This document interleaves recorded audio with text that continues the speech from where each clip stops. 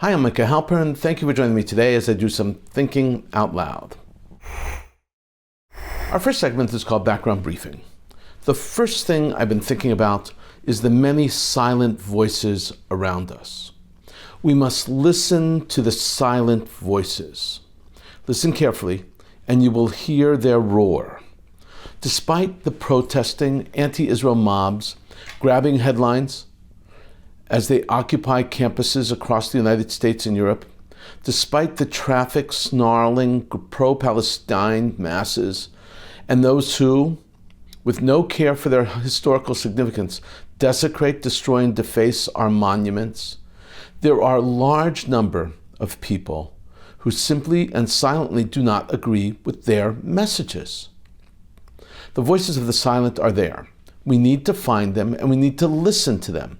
Theirs are the voices that lend us hope as we watch the riots and endure the violence imposed on our world by virulent and often ignorant haters of Jews. The average American does not agree with the protesters. The average American is appalled by the major inconvenience caused to their lives because of the loud, arrogant anarchists. When sitting in traffic, when arriving late to work or to pick up their kids, or getting to a doctor's appointment late, they silently seethe, and some not so silently. There is very little that New Yorkers agree on. Being inconvenienced as they rush through their daily lives is one of the few things that causes New Yorkers, strangers that is, to become comrades in arms. Two famous New Yorkers got it right years ago when they spoke of the sounds of silence. Little could Simon and Garfunkel have imagined how prophetic those words would be today. Average Americans are good people, like average Europeans. They are people who love their country. They do not hate Jews. They know that the mass murder, burning, and raping of innocent women, children, and men by Hamas was wrong. They know that it was wrong. Simple as that, very wrong. To celebrate the October 7th massacre and to call for like massacres to be repeated over and over again, using the words intifada, average Americans know that Hamas is a terrorist group bent on murdering as many Jews as possible. They know it to be true. They know that the United States must stand with its ally, Israel, in the Middle East. They see what is happening on campuses and they are upset. Average Americans are. They're upset because they see themselves, and they themselves or their children or their grandchildren or their friends' children who chose to attend these universities to become more educated, not to learn how to incite and how to hate. They know that perspective is essential for better understanding, and numbers are helpful. We are told by outside data collecting agencies that protests and encampments took place and are taking place at about 80 universities across the United States. 80. The protests were at some of the most famous of schools, but nonetheless only at approximately 80 schools. There are approximately 4,000 degree-granting colleges and universities across the United States. 4,000 is the important number here. 4,000 versus 80 means that barely a percentage of the total schools across America have been dragged into this hateful, destructive melee. That is not to say that the anti-Jewish, anti-Israel, anti-American movement did not score some very significant points since October 7th. They did, smoldering below the surface until unleashed by the heinous actions of Hamas terrorists. The BDS movement and all its affiliates succeeded in putting their agenda in the forefront of the uninformed minds of impressionable students in elite universities and colleges. They succeeded in ostracizing Israel and turning Jews and lovers of Israel and lovers of America into the enemy. They successfully ignited an ugly fire. The divide is clear. On one side, a strange combination of Islamists and Marxists. On the other side, pro-Western lovers of Israel and the United States of America. When cleaning up Columbia University's hallowed Hamilton Hall, after rioters were finally routed out, custodial teams found hand-drawn maps and floor plans of the building. The rioters had planned for a long stay in Hamilton Hall. One of the large rooms was even designated a mosque for Muslim prayer room. Within days of the Hamilton takeover, another group of people, the silent group, was sharing inspiring messages with the world. We need to listen to them. The Student Council at Columbia University, the epicenter of the encampments around the world, well, the Student Council held elections, and they elected Maya Platik, an Israeli student heavily involved in organizing pro-Israel activity on campus. She was actually their president, and she was elected president of the Student Council. Miles and oceans away, the annual song competition called Eurovision was held. You want to see me dance? You want to see me dance? Europe, you want to see me dance? Watch me. In Sweden, a cross between Super Bowl and America's Got Talent, countries from all over the world, members of the European Broadcasting Union, compete for the title of the best song. Voting is two-tiered. Officials from member countries vote, and people from member countries vote. Watching from the comfort of their home, they vote. Israel has won 4 times. Last year, they took 3rd place. This year, despite the backdrop of hate, Israel came in 5th. The song about the horrors of October 7th and its aftermath is entitled Hurricane. It was performed by 20-year-old Eden Golan. Eurovision leadership asked that the song strike some of the verses from the original version that they felt was too political. Israel obliged. Outside the Swedish concert hall, there were protests against Israel. Inside, there was loud booing. Not so loud, but loud enough. But there was even louder cheering and great applause. Loud voices are just loud voices. More often than not, it's the quiet, the silent voices that change the world. The silent people of the world still hold Israel in high regard. Those are the voices we should be listening to. Coming up next, Points of View. Today, both columns are from the Wall Street Journal. I need to explain my selections. People ask, actually, how I choose these columns. And they ask why I so often rely on the Hebrew Israeli press like the Jerusalem Post or Ynet, and why I so often choose pieces from the Wall Street Journal and the New York Post. The reason is that these outlets discuss the issues that are so very relevant to our lives on a regular basis.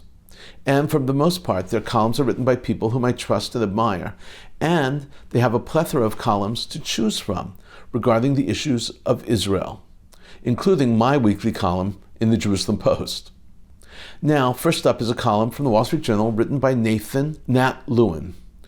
The column was published on May 7th, 2024, and is entitled Go Back to Poland, Resonates with Me. Subtitled, In Lodz in 1937, his fellow councilmen shouted at my father, Go to Palestine. This is a brilliant column, drawing ties between Poland in 1936 and today, 2024. The subject of the column, Nat Lewin's father, Dr. Isaac Lewin, was the representative of the UN before Israel was created. He was the head of the Aguda in the United States, and he was the principal of my wife's high school, Yeshiva University High School for Girls, aka Central. Dr. Lewin was a Jewish giant who, after World War II, went back to Poland to claim and reclaim and maintain Jewish cemeteries in places where there were no longer Jews. This is how his son, himself an esteemed attorney, begins. Go back to Poland, so chanted some of the Hamas protesters at Columbia University in recent weeks. The message directed at Jewish students has stuck with me. I was born in Lodz, Poland, in 1936. In that year, my father, a rabbi, who also earned a doctorate in law at the University of Lvov, was elected to City Council of Lodz. The city had 700,000 residents and was 1/3 Jewish. The council was dissolved after several stormy meetings. When elections were again held in 1938, my father was re-elected. During his first term, Isaac Lewin earned a reputation as a vigorous and articulate defender of the Jewish population of Lodz. Violent antisemitism endangered the city's Jewish residents. Many were murdered on the streets, their deaths unpunished and praised by anti-Semitic council members of the National Camp Party. 3 particularly outspoken Jew haters on the council were named Kowalski, Chernik, and Schweidler. Lewin now tells us how he even knows about these issues and what his father did in Lodz. He explains, "My parents fled Poland in September 1939, after the Nazi army invaded the country and days before its arrival in Lodz. Among the papers my father took with him as we crossed the border into Lithuania in the middle of the night were transcript pages of the sessions of the Lodz City Council. A half-century after our arrival in America as refugees, he published English translations in 1992 volume of essays titled In Defense of Human Rights. He died at 89 in 1995. My father spoke at a council session in January 28, 1937, about the terrible things happening on the streets of Lodz, the latest being the fatal stabbing that day of a 23-year-old Jew. Councilman Kowalski responded to the news of the killing, 'Bravo, bravo,' after which the transcripts reports noise in the hall. Councilman Chernik then chimed in, 'I am ready to kill hundreds of you in an hour.' The transcript recites that the president called, 'Order, order.' My father continued in a conciliatory vein, 'The city council should appeal to the citizens that peace be restored. The city council should teach the population the lesson of peace and call upon all inhabitants to live in peace.' Councilman Schweidler immediately responded, 'In Palestine, you can speak of peace. We are proud of Palestine,' my father said, 'and you do not have the right to tell us what we should do in Palestine.' The transcript documents that, pounding on the rostrum, Kowalski seconded Schweidler's directive, 'Go to Palestine.' Now Nat Lewin brings his column to the events of today. He draws lessons from the past and connects the evil people of yesteryear to the evil people today. In his conclusion he writes, 'Is today's go to Poland truly different from the go to Palestine, abusively hurled at my father?' Chernik's sadistic 1937 dream of killing hundreds of Jews in 1 hour was realized with the Holocaust and repeated with the October 7th massacre. But the sliver of land between the Jordan and the Mediterranean Sea, that my father's Jew-hating colleagues then called Palestine, is very different today. Israel preserves the rights of all residents, whether or not they are Jewish, against vicious assaults. The embattled democracy seeks only, as my father urged, to live in peace." A powerful column, resonating with history relevant these many years later. Next up is a column by Rabbi Amiel Hirsch. Rabbi Hirsch should be familiar to many of you because his material, especially his sermons, are often featured on this network. He's a thoughtful and insightful person. He wants to challenge the reader, listener, viewer. This column does exactly that. My major critique of this column is its placement. He should have had it placed in the New York Times, not the Wall Street Journal, where he is preaching to the converted. Only a few of those who need to read what he is saying read the Journal. His natural audience for this column is the New York Times, and that's unfortunate. This piece was published on May 16th and is titled, "Democrats Take Jewish Voters for Granted," subtitled, "We are liberal and support Israel. The party risks losing us by pandering to its anti-Semitic elements." Hirsch is correct on so many levels. You can sense his disappointment and the pain he feels that Democratic leadership has cast Jewishly Jewish constituents, those who have been stalwart Democrats for decades, to the side. This is how he begins. "American Jews increasingly feel politically homeless. Liberal Jewish voters consider President Biden a longtime friend. At the same time, they are troubled by the growing influence of anti-Israel forces in the Democratic Party. They view Mr. Biden's freeze on sending some weapons to Israel as evidence of capitulation to a radical fringe. Senator Chuck Schumer's recent speech urging Israel's Prime Minister Benjamin Netanyahu to resign and call new elections was likewise disconcerting. Many American Jews would like to see Mr. Netanyahu gone, but they know that Mr. Schumer would never have given that speech had he not felt compelled to mollify his party's hard left. Has a top American official ever called for the removal of a duly and democratically elected leader of an ally, let alone in the middle of a war? Now Hirsch states the obvious, but sometimes it's important to state the obvious. He writes, American Jews overwhelmingly support Israel. Most consider the Jewish state an important component of their identity. They distinguish between legitimate criticism of Israel. They are often vocal critics of Israeli policies and the hatred of the Jewish state. Contrary to the impression the media often gives, anti-Zionist Jews are few, a marginal part of the American Jewish community. As the column continues, Hirsch strips the issue to its very core, explaining that for Israel, this is a life and death fight. It's not about ideology, it's about life and death. He continues, still, most American Jews understand that the West's nearly exclusive focus on Palestinian casualties, the result of a war that Gaza's own government launched, distorts reality. The war was imposed on Israel by genocidal forces seeking its destruction. October 7th revealed what is in store for Israel if these forces win. Hamas promised much more massacres. This is the broader context. It is a struggle that involves Israel most acutely because Israel is on the front lines. But if Hamas defeats Israel, its Islamist supporters will come for us in Europe and America. Most Americans understand this and support Israel over Hamas by huge margins.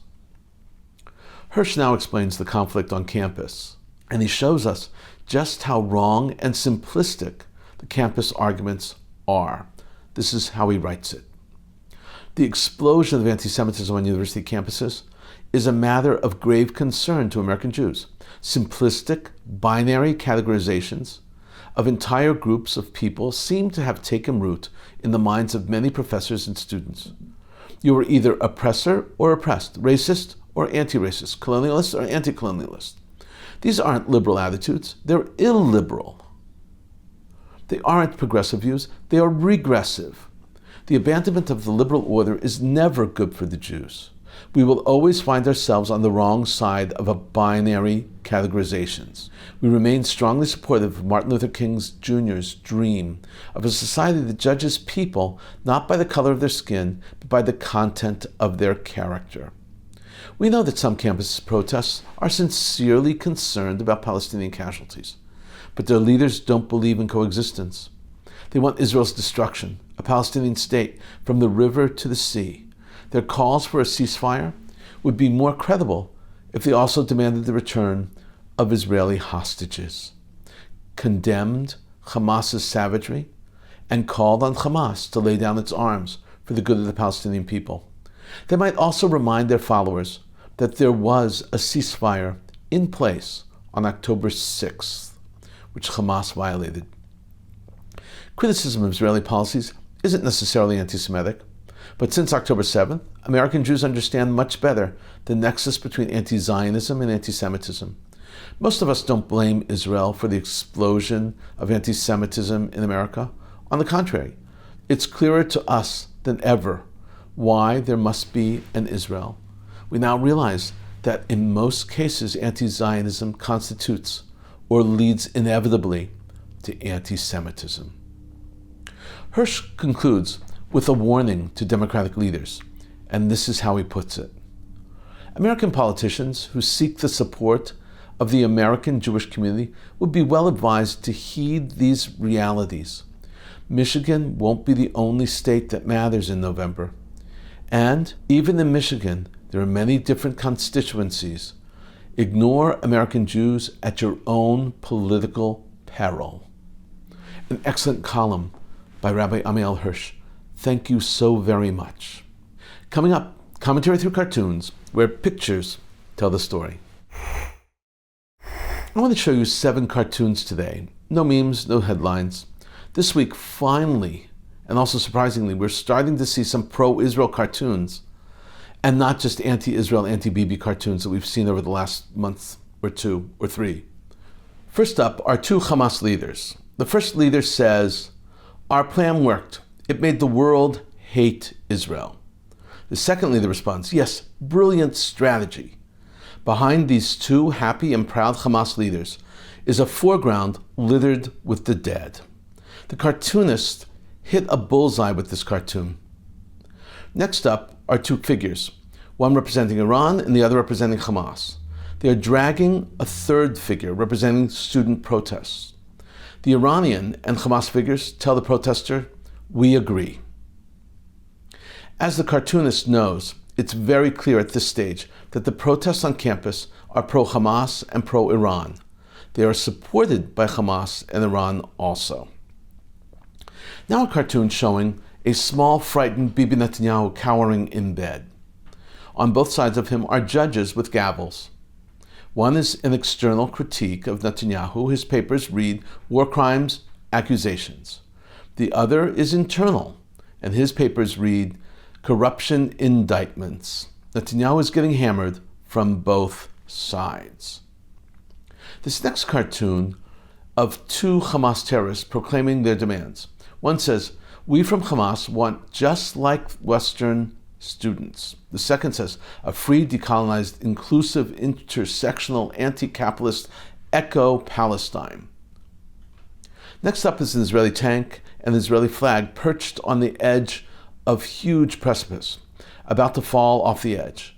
The obvious message is that Israel is at its end. This next cartoon is of Bibi Netanyahu driving a tank. The cartoonist has drawn two panels. The inset panel shows that Israel's far right is holding a gun to Bibi's head as he says haltingly, "We must carry on." In the second panel, we see that they are headed to Rafah. Finally, this last cartoon is a genre cartoon, and we've seen similar cartoons before. In this cartoon, Netanyahu is flying a US-made rocket aimed directly at Hamas. Behind the rocket, trying his best to hold it back, is Joe Biden. In a moment, more of my own perspective and a few predictions. IDF soldiers of the 7th Brigade combat team are operating and engaging in combat with terrorists in the area of Jabalia. According to the IDF spokesperson, the soldiers of Unit 636 and the Fire Control Center of the 7th Brigade are operating to identify armed terrorist cells and direct strikes to eliminate them. They're also conducting dozens of strikes to assist forces operating on the ground. These soldiers have located large quantities of weapons, including explosives, anti-tank missiles, AK-47s, drones, and grenades. Furthermore, as part of their operations to harm Hamas's launch capabilities, the forces located rocket launchers and weapons production workshops.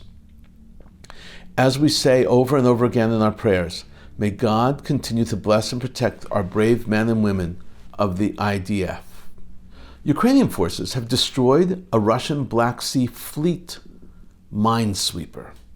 According to a statement from the Ukrainian Navy released on the site called Telegram, in other words, it's a messaging site, Ukrainian Defense Forces destroyed the Russian Black Sea Fleet's Project 266M Korvovets minesweeper. Iran postponed the execution of Arvin Nathaniel Garamani, a 20-year-old Jewish man from the city of Kermanshah in Iran. The execution was to have taken place already. It was postponed for a month. The Jewish community in Iran was told that Garamani was convicted of the murder of a Muslim man about 2 years ago. Efforts to prevent the execution continued until the last minute through the efforts of Iran's rabbi and international organizations all taking part. Garamani's family members put pressure on relatives of the deceased victim, offering them ransom so that the death sentence could be commuted. They did not accept the offer. The official death decree was signed by the President Raisi. No one knows what will happen now after Raisi's death in the helicopter crash.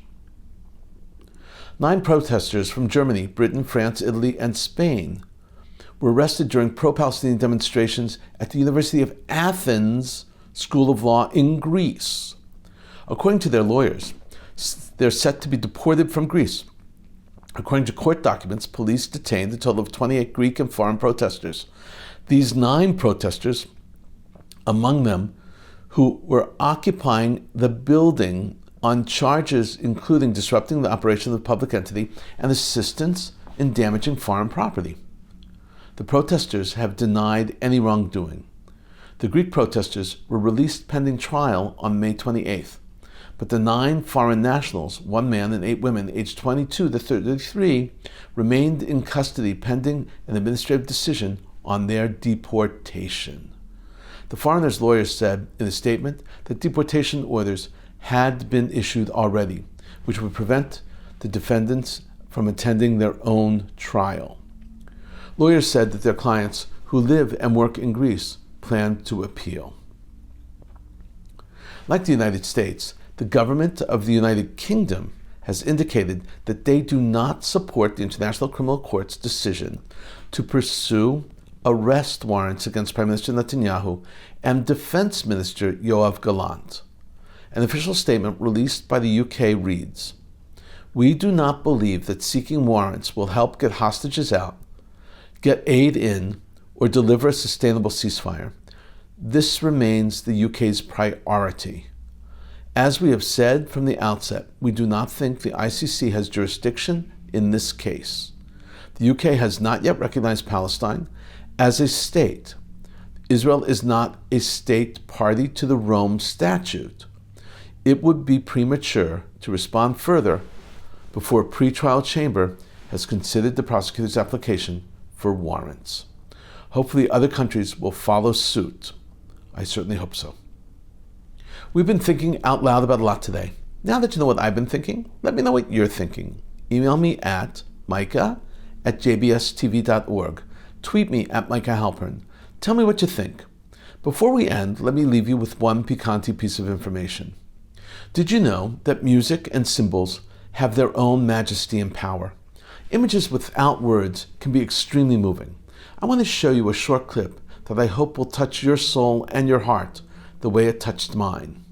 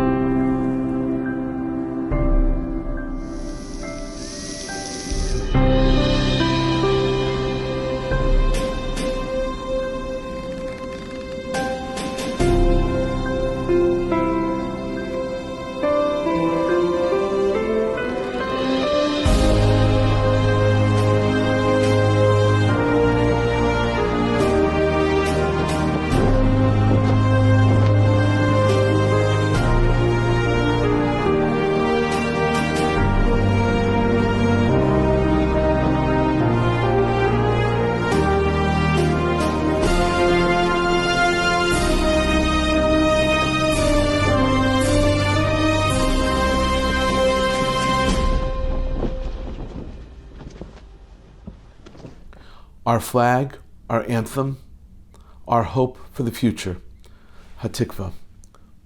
Thank you for thinking out loud with me, Micah Halpern. Let's think out loud again next week on JBS.